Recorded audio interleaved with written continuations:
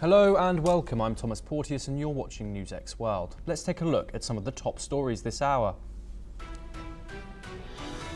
Russian and Ukrainian officials are to meet today in Istanbul for a second round of direct peace talks, but remain deeply divided as fighting escalates.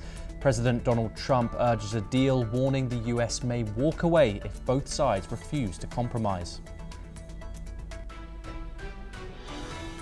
8 people aged 52 to 88 were injured when a man shouting "Free Palestine" threw firebombs into a crowd at a pro-Israel event in Boulder, Colorado. The FBI labels it a targeted act of terror, coming days after the fatal shooting of 2 Israeli embassy staff in Washington. Beijing says Washington has seriously undermined the Geneva trade deal, vowing strong countermeasures after the US restricted tech sales and student visas. The warning comes after Trump accused China of totally violating the agreement as tensions flare anew. Russian shelling kills 5 near Zaporizhia and wounded 6 in Sumy, including 2 children, as drone strikes continued overnight. Ukraine's retaliatory drone attacks set off fires in Russia's Kursk and Vorozhiner regions, with Moscow claiming to down 162 drones. More than 30 Palestinians are reported dead and 170 injured near a Rafah aid site, with witnesses saying Israeli forces fired on civilians, a claim Israel strongly denies. The US-backed Gaza Humanitarian Foundation insists aid was distributed without incident.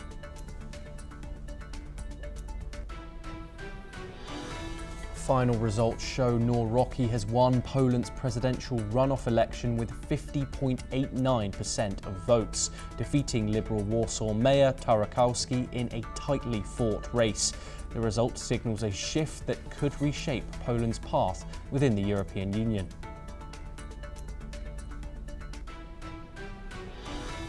Only 13% of eligible voters participated in Mexico's first ever election for judges, according to the election authority.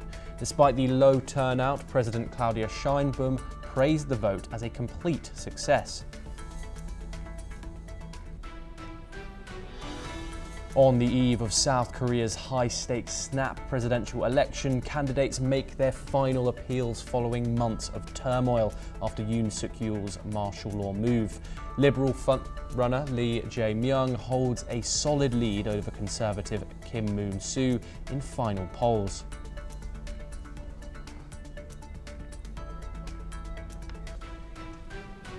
Now for our top story, we start in Europe, where tensions are high as Russia and Ukraine meet in Istanbul for a new round of peace talks. Ukrainian delegation has now arrived in Istanbul for the peace talks. The meeting comes after weeks of deadlock. Both delegations arrived under tight security, with Russian media reports top diplomats from Moscow and Washington spoke by phone ahead of the talks. Ukraine seeks a ceasefire, prisoner exchanges and the return of deported children, and Russia is expected to present its own demands. Just hours before the talks, Russia said it shot down 162 Ukrainian drones overnight, calling it a massive terror attack. Meanwhile, President Zelensky confirmed Ukraine launched its longest-range drone assault yet, using 117 drones to strike deep inside Russia. He said the targets were radar planes and long-range bombers. Kyiv claims the attack, code-named Web, was planned for over a year and launched partly from inside Russia. Ukraine says it destroyed Russian military planes worth $7 billion in a massive drone strike. Let's hear what the Ukrainian president had to say about the attack. Офіс нашої операції на території Росії знаходився безпосередньо поруч з управлінням ФСБ Росії в одній з їхніх областей. Загалом в операції було використано 117 дронів і відповідна кількість операторів дронів працювали. Вражено 34% стратегічних носіїв крилатих ракет на аеродромах базування. We now move to the Middle East, where Gaza's civil defense says at least 31 people were killed and over 170 injured on Sunday after Israeli fire targeted crowds near a US-backed aid distribution site. But both the Israeli military and the organization overseeing the aid operations have denied that any such attack took place. This is what the Israeli army stated. Is doing his best, is almost to stop us from doing so. He is spreading rumors, fake news. He is trying bluntly and violently to stop the people of Gaza from reaching those distribution centers. We will investigate each and one of those incidents and each and one of those allegations. The US-backed Gaza Humanitarian Foundation says it has distributed millions of meals since launching operations, but aid delivery has been chaotic, with limited distribution centres struggling to meet demand. Hamas has signalled its readiness to resume indirect talks on a truce as Qatar and Egypt intensify mediation efforts. The proposed plan includes a 60-day ceasefire, increased humanitarian access and the reopening of border crossings. As diplomatic pressure builds, US Ambassador to Israel Mike Huckabee mocked France's support for Palestinian statehood, suggesting it should carve out a piece of the French Riviera instead. Meanwhile, World Food Programme Chief Cindy McCain urged Israel to grant full access to Gaza, calling for an immediate ceasefire and open gates to prevent a humanitarian catastrophe. We stay in the region where Saudi Foreign Minister Prince Faisal bin Farhan Al Saud slammed Israel for blocking a delegation of Arab ministers from entering the West Bank. Speaking alongside Jordanian, Egyptian and Bahraini officials in Amman, he said Israel's actions reflect extremism and a clear rejection of peace. Let's listen in to some of the comments made by the delegations. تؤكد أن رفض إسرائيل لزيارة هذه اللجنة إلى الضفة المضطرين لتأجيلها هو فقط تجسيد وتأكيد كما ذكرتم لتطرفها ولرفضها أي محاولات جدية لمسلك السلام ومسلك الدبلوماسية. واضح أنهم لا يريدون إلا العنف، وهذا يزيدنا عزيمة الحقيقة في مضاعفة جهودنا الدبلوماسية في المجتمع الدولي لمواجهة هذه العنجهية ولدحضها. الحكومة الإسرائيلية المتطرفة التي ترتكب المجازر في غزة، التي تقتل الأطفال والنساء وتدمر المستشفيات وتستخدم التجويع سلاحا، هي الحكومة المتطرفة ذاتها التي تمنع أيضا زيارة الضفة الغربية المحتلة من قبل وفد سياسي يعمل من أجل وقف الحرب وتحقيق السلام العادل والشامل الذي يضمن أمن الجميع. Israel claimed the delegation planned a provocative meeting to advance Palestinian statehood, prompting the visit's cancellation. The trip would have marked a rare visit to the West Bank by a senior Saudi official. Meanwhile, Israel continues to face growing international pressure, including from the United Nations and European nations, to support a two-state solution. Let's now turn to the United States, where in a shocking turn of events in Boulder, Colorado, a vigil for Israeli hostages was shattered when a man shouted "Free Palestine" and threw incendiary devices into the crowd, injuring 8 people. Authorities are investigating the incident as a targeted terror attack with possible hate crime motives. FBI Special Agent Mark McCalleck from the Denver field office has spoken about this. Now, let's take a listen in. The suspect was heard to yell "Free Palestine" during the attack. The subject has been identified as Mohammed Sabri Solomon, and he's 45 years old. The FBI is processing the crime scene and the subject vehicle and interviewing key witnesses. We're assisting Boulder Police in providing technical, analytic, and additional forensic resources. As a result of these preliminary facts, it is clear that this is a targeted act of violence, and the FBI is investigating this as an act. Police take into custody individuals suspected of involvement in Colorado attack that injured the 8 people. Boulder Police Chief Stephen Redfern also commented on the recent developments. Let's take a listen in to his response. I want to give first an update on the scene. As many of you are aware, we have several blocks closed off in downtown Boulder surrounding the courthouse. We are still clearing that area for FBI Director Kash Patel also called the event a targeted terror attack, while Colorado Attorney General Phil Weiser labeled it a possible hate crime due to the nature of the targeted group. Boulder Police Chief Stephen Redfern said there is no evidence of additional suspects involved. The attack occurred on Pearl Street Mall, a busy pedestrian area near the University of Colorado, during an event hosted by Run for Their Lives, a group raising awareness about hostages taken after the October 7th attack on Israel. Now let's take a listen in to a resident's account of what happened. But my co-workers explain me what happened. So I hear, or they explain me, someone threw a Molotov cocktail for a protest, but that's it. I all hear. Yeah. I feel a little upset because it's supposed we have in a country in the first world, so that these things is supposed can happen, you know, because in my country is something like that is very regular, you know, because I came from Latin America, so you can see those things every day. But here, looking at other things, I'm very, very close to my work. Is very, very scared. We now move over to the United States, where in a sharp escalation of tensions, China has accused the US of severely violating the trade truce. As per China, the US undermined the consensus reached during recent economic and trade talks in Geneva, Switzerland. According to China's Ministry of Commerce, Washington's latest moves, including restrictions on AI chip exports, halting chip design software sales, and revoking visas for Chinese students, violate agreements made during a phone call between the two heads of state on January the 17th. Beijing called these actions discriminatory and warned they severely damage bilateral economic ties. In a direct rebuttal to President Donald Trump's claim that China breached the Geneva deal, China labelled the accusations as groundless, stressing it has upheld its commitments and acted responsibly. The ministry warned that if the US continues on its current path, China will take forceful measures to defend its legitimate interests.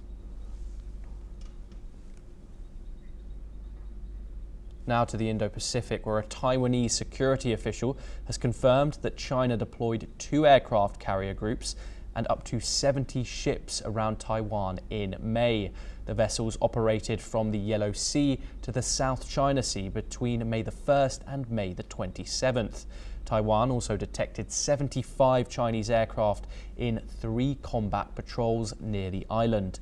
Some ships passed through the Myoko Strait for joint air-sea drills in the Western Pacific. Others, lacking identification, appeared near Taiwan's Pengchu Islands in the strait to harass. The Taiwanese official called these actions more provocative than previously observed. To Europe for our next story. Conservative Karol Nawrocki has emerged victorious in Poland's presidential runoff election, according to the final official results. Nawrocki, a historian and candidate backed by the right-wing Law and Justice Party, secured 50.89% of the vote, edging out Liberal Warsaw Mayor Rafał Tarkowski, who received 49.11%. Nawrocki's campaign focused on prioritising Polish economic and social interests, expressing caution over Ukraine's NATO membership due to security risks with Russia. His victory signals a potential shift towards nationalist policies and a stronger alignment with like-minded leaders in Central Europe. Nawrocki promised to defend Poland's sovereignty and continue supporting national defence while maintaining a balanced foreign policy. This election outcome will have significant implications for Poland's future, both domestically and on the international stage. Let's now turn to the Indo-Pacific once again, where after months of political unrest, South Korea is set to elect a new president this week, following the dramatic ouster of Conservative leader Yoon Suk-yeol, who was removed from office after his controversial imposition of martial law last December. According to reports, Liberal frontrunner Lee Jae-myung is widely expected to win this presidential snap election as voters react strongly to the fallout from Yoon's short-lived decree. His main rival, Conservative candidate Kim Moon-soo, is fighting an uphill battle. Analysts say his reluctance to criticise Yoon openly has hurt his chances of closing the gap with Lee. On the campaign trail, Kim Moon-soo, a former Labour minister under Yoon, is drawing crowds but continues to trail in all major polls. He represents the Conservative People Power Party and has recently seen a surge in support after he defied a call for cabinet members to publicly apologise for the martial law decree. Lee, a 60-year-old Democratic Party veteran, led the charge to remove Yoon from power and is now hoping to ride that momentum all the way to the presidency. Now let's move north to North Korea, where it defended its military cooperation with Russia, claiming the partnership is intended to ensure peace and stability in Europe and Asia. In recent years, the two countries have deepened their military ties, with Pyongyang providing arms and troops to support Moscow's war efforts in Ukraine.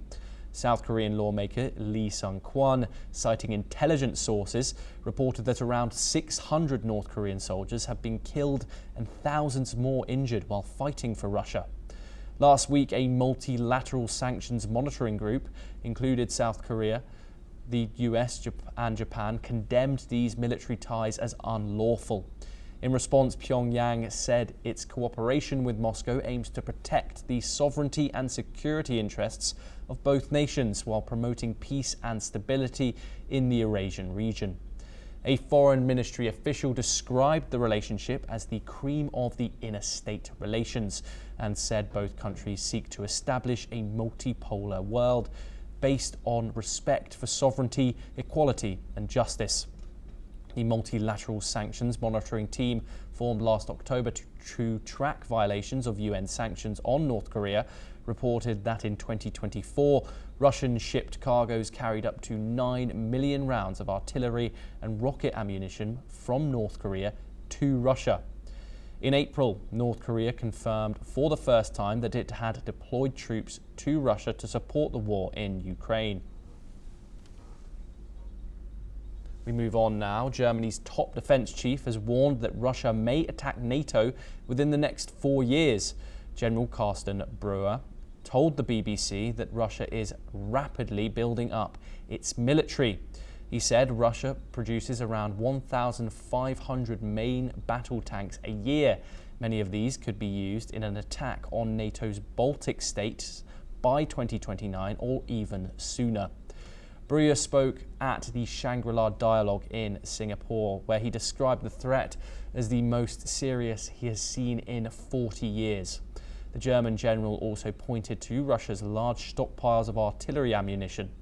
He urged NATO members to strengthen their forces and boost defence budgets. Breuer also stressed the need for readiness to defend a possible attack at any time. Despite some disagreements within NATO, Breuer said the alliance remains united. He highlighted the vulnerability of the Baltic region, however, especially the Suwałki Gap. NATO's leaders will discuss defence plans at a summit in The Hague very soon. Now let's move over to the United Kingdom, where it has announced plans to construct up to 12 new nuclear-powered attack submarines set to replace the current fleet from the late 2030s onwards. Alongside this, Sir Keir Starmer will invest £15 billion in its nuclear warhead programme to maintain the country's continuous at-sea deterrent. The review also includes funding for munitions factories, long-range weapons and a new cyber and electromagnetic command. Defence Secretary John Healey highlighted the need to face rising threats, particularly from Russia, while pledging to rebuild the army to 73,000 full-time soldiers in the next parliament. The investment is expected to support thousands of jobs and apprenticeships, signalling a significant commitment to strengthening UK defence capabilities for decades to come. Now let's move over to the African continent, where the death toll from the devastating floods in the Nigerian town of Mokwa has now risen to over 200. Officials confirm that around 500 people are still missing as search operations continue in Niger State. Local authorities say rescue efforts have been halted, with little hope of finding survivors. The floods triggered by torrential rains swept through the communities of Tifin Maza and Gawun Haukusa.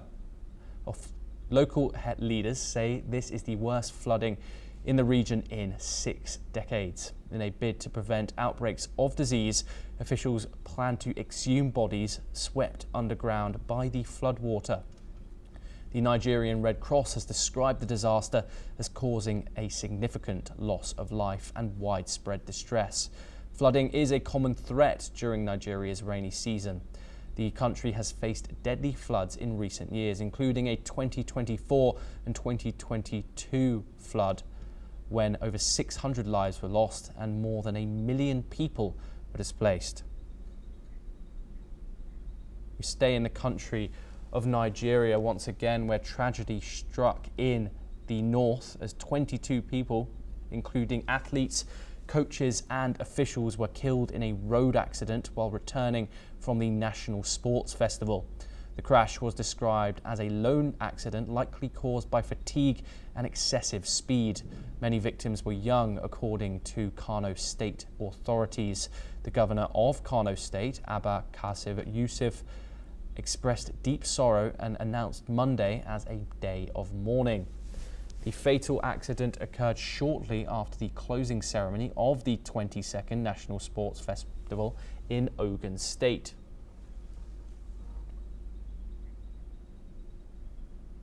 Now let's move to North America, where Mexico held its first ever judicial elections, marking a historic but controversial moment for the country's justice system. Voters were asked to select around 880 federal judges, including Supreme Court justices, in a reform aimed at transforming the judiciary. However, turnout was low, with only around 13% of eligible voters casting their ballots, according to the National Electoral Institute. Experts warn that low participation raises questions about the election's legitimacy, with many voters expressing confusion and disillusionment, struggling to understand the new voting process and skeptical due to decades of corruption.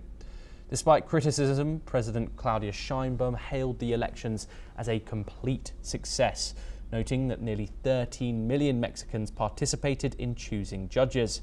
Critics fear this reform could politicize the courts and make them vulnerable to criminal influence.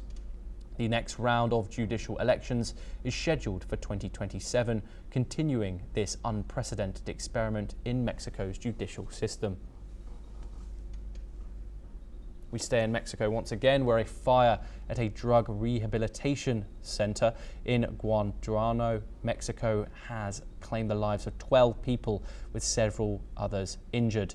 Authorities say the blaze broke out in the town of San Jose Iturbe, and investigations are ongoing. Mexican officials expressed condolences to the families affected and pledged support to cover funeral expenses. Reports indicate that victims were locked inside the facility at the time of the fire. Guanajuato is plagued by turf wars between drug cartels and has witnessed numerous attacks on rehabs. Experts suggest that these centers have become targets as cartels attempt to forcibly recruit or punish those resisting their control. We move on once again. Workers' rights are in global decline, according to a new report from the International Trade Union Confederation. The annual index says rights to strike and bargain collectively are being ignored or undermined in over 80% of countries. The report found Europe and the Americas experienced their worst results since the survey began in 2014. In France, nearly 40% of collective agreements were imposed without union input, and over 1,000 union leaders are facing charges for protests against pension reforms. Only 7 countries received top marks for respecting workers' rights, down from 18 10 years ago. Trade unionists were killed in 5 countries, including Colombia and South Africa, and Nigeria entered the 10 worst countries for the first time. The ITUC warned that if the decline continues, no country may hold the top rating in the next 10 years. Well, that's all we have time for. We will continue to bring you more news updates from around the world.